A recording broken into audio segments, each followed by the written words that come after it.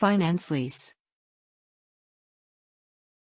All businesses require various types of assets to make products or deliver services to their customers. Companies have two options as to how they intend to take advantage of these assets: buy or lease. In several cases, however, firms prefer to lease as it does not require a one-time, big-time payout which may be spread and invested in other important aspects of the business. Among the forms of leasing is a finance lease, also known as a capital lease. It is a commercial arrangement that allows you to access assets, such as equipment, a commercial fleet or software, which you may not be able to pay for upfront if they were brand new. How does finance lease work? You select an asset, and the finance firm will purchase it for you. The asset remains property of the buyer, but it is let out to your business, similar to a hire purchase.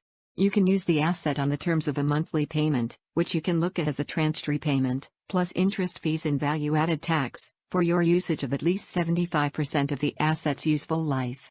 The present value of lease payments should be over 90% of the asset's market value. As you share most of the asset's economic life, you also share most of the rewards and risks, such as maintenance and insurance fees, that come with owning the asset. As such, items which you applied under a finance lease is written as an asset in your balance sheet. Rentals, including capital lease, are typically corporation tax deductible. Finance lease, operating lease or hire purchase? The accounting structure is among the areas that differentiate a capital lease from an operating lease, which is considered a true lease, and as such registers in the balance sheet as an expense.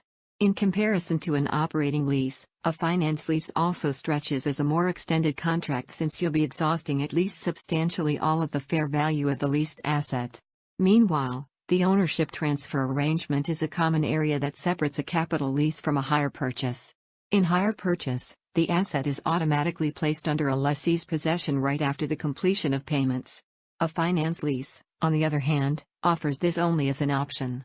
A hire purchase also commands a higher initial payment as you will have to pay the VAT up front, whereas a finance lease allows you to spread the total VAT cost over monthly payments. Those who can make a large deposit and intend to own the asset in the future are likely to select hire purchase. Businesses that estimate using an asset for a long time but are not yet sure on how to dispose or whether it would continue making use of it after the contract may view a finance lease as a more suitable arrangement. Meanwhile, those who intend to use the asset for a short term and have the item categorized initially as an operating cost and offset rentals against profit would likely choose an operating lease. What happens after a finance lease? Once the contract comes close to its end, the asset will have likewise been nearing the end of its useful life. So what more good can the asset do for you? At the end of the initial lease period, you will usually have four options. 1. Continue using the asset in a secondary finance lease, which often set cheaper payment terms and does not impact core financing arrangements. 2. Sell the asset and keep about 90% of the income from the sale. 3. Return the asset to the lessor without paying penalty charges for additional mileage or damage. 4. Purchase the asset at a price which is expected to be sufficiently lower than fair value, as projected at the beginning of the lease.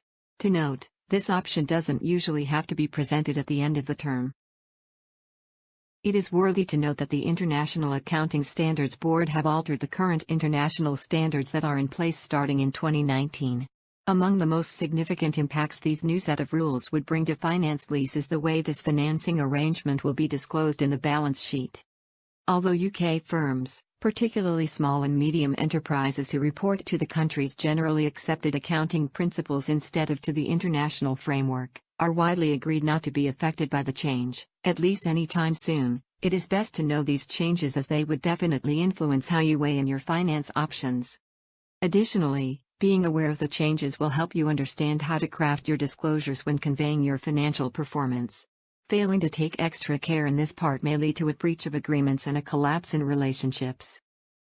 Provided a competitive and flexible finance package.